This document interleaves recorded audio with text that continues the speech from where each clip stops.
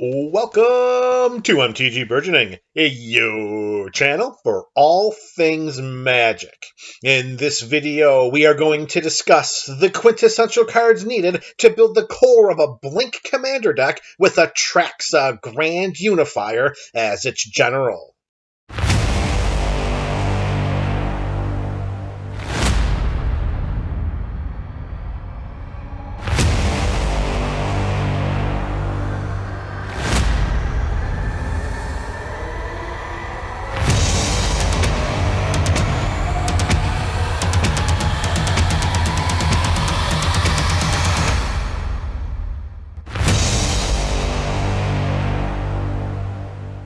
Atraxa Grand Unifier debuted in Phyrexia All Will Be One and is a 7/7 Phyrexian Angel with Flying, Vigilance, Death Touch, and Lifelink for 3, a green, a white, a blue, and a black mana. A legendary 7/7 with 4 keyword abilities for 7 mana is valuable enough to consider occupying the command zone for many EDH players. Whoa, but we're not done yet. When Atraxa comes into play, we reveal the top 10 cards of our library. For each card type, we may put a card of that type from among the revealed cards into our hand, and the rest on the bottom of our library in a random order. The different card types in Magic at this time are Artifact, Battle, Creature, Enchantment, Instant, Land, Planeswalker, and Sorcery. Atraxa's ETB trigger will net us a ton of cards, and this dynamic will be the driving force behind the core of this build.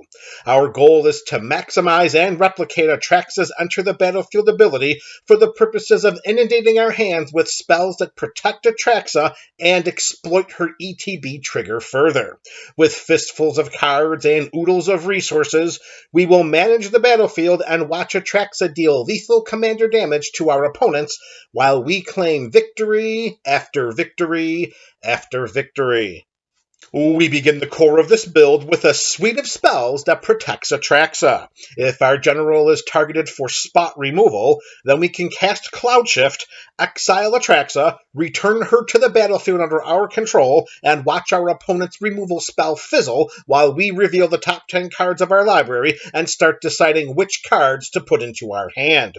Ephemerate does the same, but also has Rebound, meaning that we may exile this spell as it resolves if we cast it from our hand. Then, at the beginning of our next upkeep, we may cast this card from exile without paying its mana cost.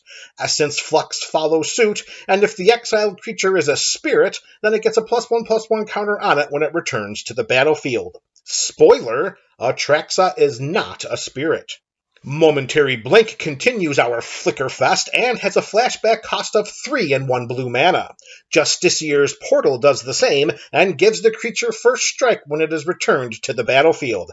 Acrobatic Maneuver and Blur draws cards. Displace flickers up to 2 target creatures we control, while Ghostly Flicker blinks any combination of 2 artifacts, creatures, and or lands we control. Flicker of Fate blinks any target creature or enchantment on the battlefield, while Planar Incision does the same for any target artifact or creature, with the bonus of putting a +1/+1 counter on it when it returns to play. These spells allow us to interact with our opponent's board states as an option to protecting Atraxa or another permanent we control. What happens if an opponent casts a board wipe? These flicker spells do not protect Atraxa from mass removal spells and abilities. With the propensity for malice in our opponent's hearts readily apparent, let's prepare for this inevitability by including some delayed blink effects that return exiled creatures to the battlefield at the beginning of the next end step. Turn to Mist does this. Otherworldly Journey and Long Road Home do the same, but they put a +1/+1 counter on the creature when it returns to play. Teferi's Time Twist does the same, but can target any permanent on the battlefield. These spells also allow us to interact with our opponent's board states, which provides an additional layer of security if needed. Speaking of security, for more exiled creatures returning to play at the beginning of the next end step, Ghostway exiles all creatures we control. Eerie Interlude allows us to choose any number of creatures we control to target. Semester's End extends our targets to include planeswalkers, and each creature returned to the battlefield this way gets a +1/+1 counter, while each planeswalker gets an additional loyalty counter. For Disorder in the Court, we exile any X creatures and investigate X times. These creatures are returned to the battlefield tapped, which means we could disrupt our opponent's defenses. If our D20 rolling skills are up to par, then we could break the card-drawing bank with Lae'zel's Acrobatics. We exile all non-token creatures we control. If we roll between 1 and 9 on our D20, then we return those creatures to the battlefield under our control at the beginning of the next end step. If we roll between 10 and 20, then we return these exiled creatures to the battlefield, then exile them again, and finally return them to the battlefield at the beginning of the next end step. In this scenario, we would get 2 Atraxa triggers from 1 spell, and the odds are in our favor to do so. As we continue drawing cards from Atraxa's ETB trigger, we should never run out of spells to protect her. However, if the gods of magic are siding with our opponents and we have no protection in hand for Atraxa, then we can utilize other forms of protection. We can pay 3 and blink another target creature we control through Emil the Blessed's activated ability. When the creature returns to play, we can pay a green or a white mana and put a +1/+1 counter on it, or 2 +1/+1 counters on it if it's a unicorn instead. Spoiler, Atraxa is not a unicorn. Emil is a great repeatable source of protection against spot removal, as well as a potential catalyst for combat shenanigans. For a delayed flicker effect, we can pay 2 Azorius colors and use Mist Meadow Witch's activated ability and have the exiled creature return to play at the beginning of the next end step. This Kithkin wizard from Shadowmoor can target any creature with this ability. Our opponents will not target us with their gratitude. Protecting Atraxa with flicker spells and abilities is not the only way to reap benefits from her Enter the Battlefield trigger.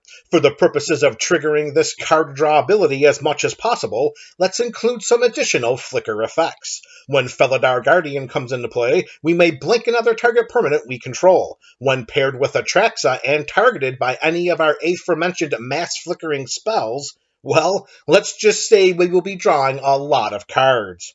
When Charming Prince comes into play, we either scry 2, gain 3 life, or exile target creature we own and return it to the battlefield under our control at the beginning of the next end step. Imagine the possibilities if these 2 creatures and Atraxa are on our side of the battlefield with a fistful of blink spells. For abilities that trigger at the beginning of our end step, Conjurer's Closet allows us to blink target creature we control. Thassa, Deep Dwelling, and Soul Herder flicker up to 1 other target creature we control.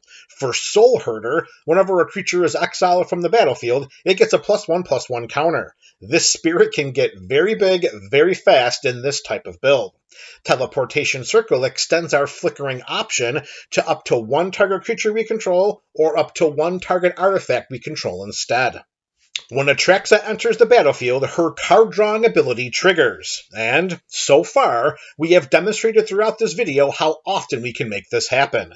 Now, let's copy this triggered ability for the purposes of gaining even more value. If a permanent entering the battlefield causes a triggered ability of a permanent we control to trigger, Alesh Norn, Mother of Machines, and Yarok the Desecrated trigger that ability an additional time. Alesh Norn also prevents the abilities of permanents our opponents control to trigger when permanents enter the battlefield. We double our fun, while our opponents get none. Panharmonicon follows suit whenever an artifact or creature entering the battlefield causes a triggered ability of a permanent we control to trigger. It's not as straightforward as simply triggering an ability an additional time, but Preston the Vanisher can create an additional enter the battlefield trigger by creating a copy of a non-token creature whenever it enters the battlefield under our control if it wasn't cast. If Preston is alongside our general and we blink her, when Atraxa returns to play, then Preston creates a token copy of her. Due to the legend rule, we must choose one version of Atraxa and it dies immediately, which, of course, will be the token copy. However, the token copy of Atraxa did enter the battlefield before its death, and we will reap the benefits of its enter the battlefield trigger. We can pay 2 mana and tap Strionic Resonator and copy target triggered ability we control. Lithoform Engine does the same, but extends its targets to activated abilities, instant, sorcery, and permanent spells. Now let's add some additional card drawing triggers as well as some resource development. Wall of Blossoms, Wall of Omens, Spirited Companion, and Elvish Visionary draw us a card and can be chump blockers if needed.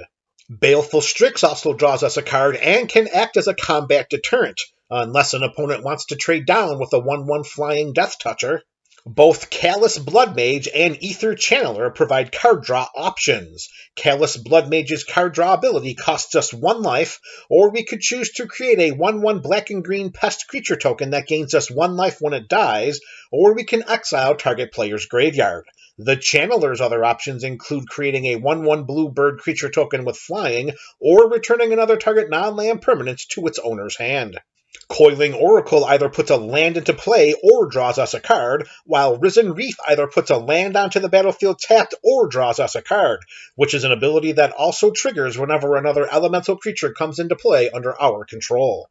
Speaking of lands into play, Farhaven Elf, Topiary Stomper, and Solemn Simulacrum put basic lands from our library into play tapped, while Wood Elves puts a forest card from our library into play. The Stomper can't attack or block unless we control 7 lands, and our Melancholy Automaton draws us a card when it dies. Closing out our Enter the Battlefield resource-providing creatures is Eternal Witness. She returns target card from our graveyard to our hand, and is an excellent source of repeatable recursion through our Flicker engine. For the purposes of interacting with our opponent's board states, let's include Reclamation Sage and Lauren of the Third Path. Each provides us the option of destroying target artifact or enchantment when it enters the battlefield. Lauren's activated ability lets us and target opponent each draw a card. Like we're ever going to willingly put a card into our opponent's hand. Night of Autumn has 3 abilities from which to choose. Either we put 2+1/+1 counters on her, we destroy target artifact or enchantment, or we gain 4 life. Our creatures can come into play as pseudo-copies of Reclamation Sage when Aura Shards is on our side of the battlefield. We are safe playing with this enchantment because its destroy target artifact or enchantment trigger is a may ability. Our opponents may not thank us. Reflector Mage returns target creature an opponent controls to its owner's hand, and that creature's owner can't cast spells with the same name as that creature until our next turn. Ravenous Chupacabra destroys target creature an opponent controls. Skyclave Apparition exiles up to 1 target non-land, non-token permanent we don't control with mana value of 4 or less. When Skyclave Apparition leaves the battlefield, the exile card's owner creates an XX blue illusion creature token, where X is the mana value of the exiled card. We are not concerned about these illusion creature tokens. Our general is a 7/7 with flying, vigilance, death touch, and lifelink. We welcome the opportunity to block any and all of these creatures. It's time to close out this video with some cards that synergize with and enhance our Blink theme. Since a goal of this build is to draw as many cards as possible through Atraxa's Enter the Battlefield trigger, let's ensure that we keep all cards in excess of 7 in our hand with Reliquary Tower and Thought Vessel. Each card taps for a colorless mana and gives us no maximum hand size. Library of Lang does the same without the mana production, but also protects our hand. If an effect causes us to discard a card, we can put that card on top of our library instead of into our graveyard. For additional peripheral card drawing benefits, we add Guardian Project and the Great Henge. Whenever a non-token creature enters the battlefield under our control, if it doesn't have the same name as another creature we control, or a creature card in our graveyard, and it won't, then Guardian Project draws us a card. The Great Henge puts a card into our hand and a +1/+1 counter on a non-token creature whenever it comes into play under our control. If we tap it, then we add 2 green mana and gain 2 life. When Atraxa is on our side of the battlefield, we can cast this artifact for just 2 green mana. Whenever we cast a non-creature spell, Displacer Kitten blinks up to 1 target non-land permanent we control. This non-land permanent, of course, should be Atraxa. And during our turn, ramp spells like Farseek, Nature's Lore, and 3 Visits not only puts a land onto our side of the battlefield, but can blink Atraxa in the presence of Displacer Kitten, netting us a handful of cards each time. The same goes for Rampant Growth, Kodama's Reach, and Cultivate. In this Atraxa Displacer Kitten dynamic, we grow our hand and board state simultaneously. Of course, we want to cast these spells during our post-combat main phase for the purposes of sending Atraxa into combat. Whenever another permanent enters the battlefield under our control, if it wasn't put onto the battlefield with Kodama of the East Tree's ability, then we may put a permanent card with equal or lesser mana value from our hand onto the battlefield. Each time we blink Atraxa, Kodama allows us to put a permanent card from our hand onto the battlefield as long as its mana value is 7 or less. As we've seen throughout this video, doing that should be easier than Sunday morning. If Kodama is on our side of the battlefield, then imagine how we'll reap the put-into-play for free benefits from a mass flicker spell like Eerie Interlude, Semester's End, or Disorder in the Court. Because of their synergies with our Blink theme, Displacer Kitten and Kodama of the East Tree may be the 2 most powerful creatures in this build, aside from Atraxa, of course. To ensure that they get into our hand, we can cast Eladamri's Call or Shared Summons. At instant speed, Eladamri's Call searches our library for a creature card and puts it into our hand, while Shared Summons does the same for 2 creatures with different names, which is not a problem here. For additional instant speed tutoring options, Worldly Tutor puts a creature card from our library on top of it, while Vampiric Tutor, at the additional cost of 2 life, puts any card from our library on top of it. It won't take long to draw these cards with Atraxa on our side of the battlefield. With so many cards in our hand throughout the game, we should be able to maximize the benefits of an enchantment like Burgeoning and put numerous lands into play during our opponent's turns. A copy of Exploration allows us to play an additional land on each of our turns. Imagine how many additional lands we could put into play when these enchantments are paired with Kodama of the East Tree. Don't forget, lands have mana values of 0, and Kodama's ability triggers whenever any permanent enters the battlefield under our control. Our opponents will want to forget. Since Atraxa can draw handfuls of cards at a time, the possibility of drawing from an empty library exists. If this is a concern, then we should include Laboratory Maniac and Thassa's Oracle as potential alternate win conditions. If we draw a card while our library has no cards in it, then we win the game with Labman. When Thassa's Oracle comes into play, we look at the top X cards of our library, where X is our devotion to blue. Our devotion to blue is equal to the number of blue mana symbols in the mana costs of permanents we control. If X is greater than the number of cards in our library, then we win the game. Otherwise, we put up to 1 of these cards on top of our library and the rest on the bottom in a random order. Even as a blinkable target, Thassa's Oracle provides a top-of-the-library filtering for the purposes of optimizing the cards we draw. If only our opponents could be as fortunate. This video provided a blueprint for building the core of a Blink commander deck around Atraxa Grand Unifier as its general. Removal spells, disruption, ramp, and the land base can vary from build to build, and also are dependent on metagame preferences and availability. The cards discussed during this video are suggested options for crafting the core of a Blink EDH deck, in addition to providing ways to optimize this theme. Let me know your thoughts about these recommendations in the comment section below. This is MTG Burgeoning, your channel for all things magic.